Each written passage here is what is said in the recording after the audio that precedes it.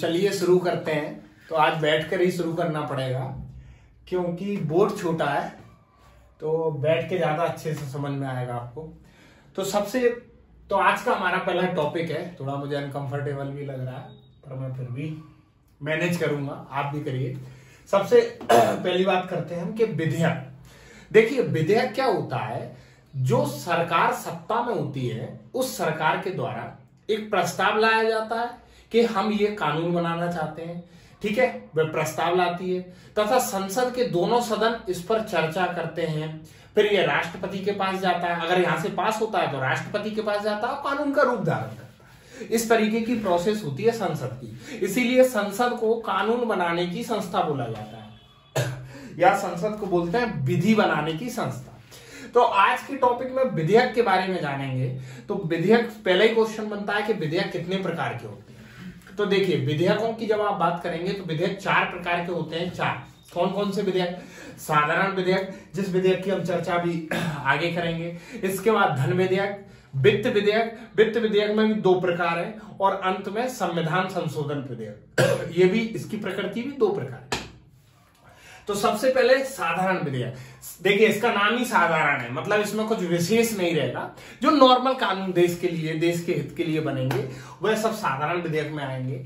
या दूसरे शब्दों में बोले, वह विधेयक जिसमें जो धन विधेयक ना हो, वित्त विधेयक ना हो और संविधान संशोधन विधेयक ना हो, वह सभी विधेयक साधारण विधेयक होंगे। तो अब साधारण विधेयक को कानून बनाते हैं सॉरी। देखिए साधारण विधेयक वही मैंने बोला ना कि सत्ताधारी जो दल है वो पेश करेगा। तो साधारण विधेयक को कहां पेश किया जाता है? लोकसभा में भी कर सकते हैं और राज्यसभा में भी।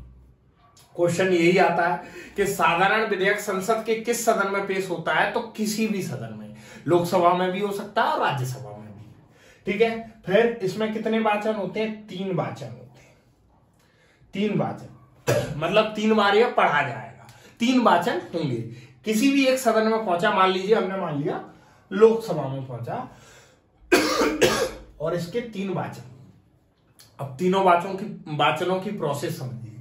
पहला वाचन जो है, इसमें चर्चा नहीं होती। जब विधेयक आएगा इसमें चर्चा नहीं होगी, सदन की अनुमति प्राप्त की जाती है। सिर्फ सदन की अनुमति प्राप्त होती है कि साहब हम ये विधेयक लाए हैं, इसको सदन में पेश करें, सिर्फ ये होगी, चर्चा नहीं होगी।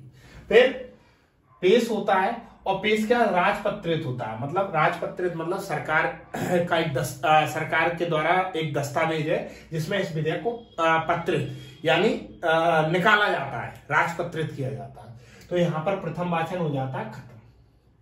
साधारण विधेयक की बात कर रहे हैं, यहां पर प्रथम वाचन क्या हो गया?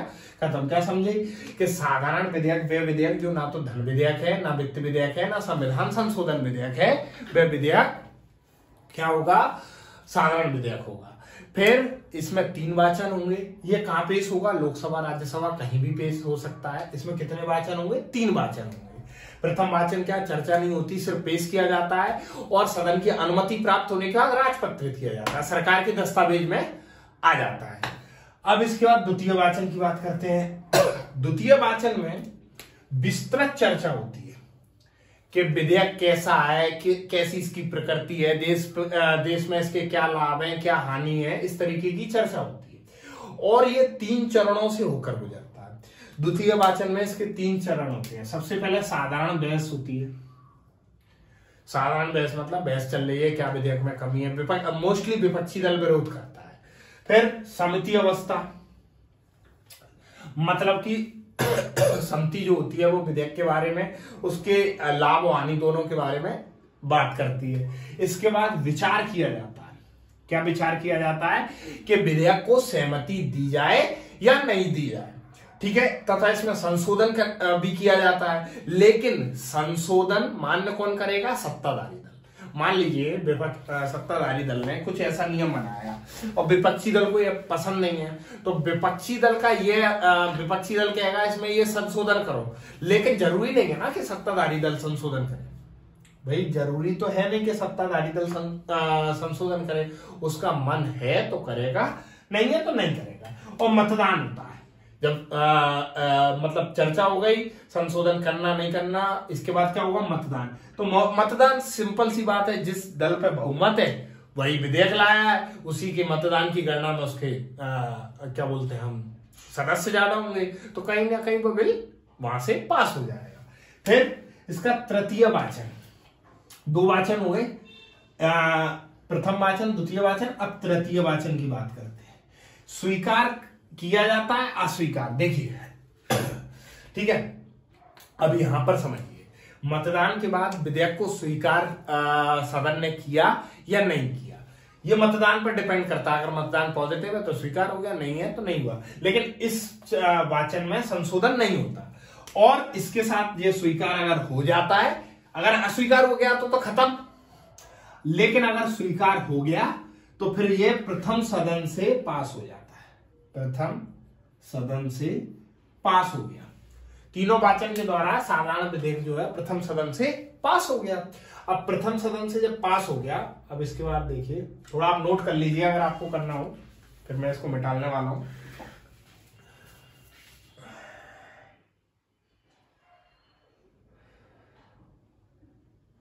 ठीक है, उम्मीद करता हूं आपने कर लिया होगा नोट। तो अब ये प्रथम सदन से पास हो गया। अब विधेयक कहां आया था, लोकसभा में। अब विधेयक कहां पहुंचेगा, राज्यसभा में। अब राज्यसभा में जो विधेयक, अभी विधेयक कानून नहीं बना है, आप समझिए, लोकसभा की ये प्रोसेस हो गई, किसी भी सदन लोकसभा या राज्यसभा की। अब विधेयक पहुंचा राज्यसभा में। अब राज्यसभा में अगर सत्ताधारी दल पर बहुमत है तो विधेयक पास होगा। साधारण बहुमत याद रखिए, 50% प्लस 1, मतलब कि कुल सदस्यों का 50% प्लस 1 होना चाहिए, विधेयक पास हो जाएगा। राज्यसभा पहुंचा, अगर राज्यसभा में विधेयक पास हो गया तो ये बिल कहां पहुंचता है, राज्यसभा में पास होने के बाद प्रेसिडेंट के पास। कहां पहुंचेगा ये, प्रेसिडेंट के पास। और प्रेसिडेंट 3 प्रतिक्रिया करता है, हम पहले आर्टिकल में समझ चुके हैं, तो हम देखेंगे अगर विधेयक जेन्युइन है तो प्रेसिडेंट के हस्ताक्षर के बाद यह विधेयक कानून का रूप धारण कर लेता है। तीनों चीजों को आप समझ लेते हैं। सबसे पहले साधारण विधेयक लोकसभा राज्यसभा कहीं भी पेश हुआ, 3 वाचन हुए, प्रथम वाचन में पेश हुआ, सहमति हुई, राजपत्रित हुआ। द्वितीय वाचन में 3 चरण हुए, साधारण बहस हुई, सम्मति अवस्था हुई, और अंत में विचार अवस्था हुई। इसके बाद तृतीय जो वाचन है, स्वीकार करें या अस्वीकार करके विधेयक दूसरे सदन में पहुंचा। राज्यसभा, अगर लोकसभा में पेश हुआ तो राज्यसभा में पहुंचा। अगर राज्यसभा के बहुमत से पास हो जाता है तो विधेयक राष्ट्रपति के पास पहुंचता है, और राष्ट्रपति के हस्ताक्षर के दिन से यह विधेयक एक कानून का रूप धारण कर लेता है। तो साधारण विधेयक पर चर्चा ही खत्म करते हैं। आगे दूसरा जो है धन विधेयक पर हम चर्चा शुरू करेंगे। ठीक है, चलिए।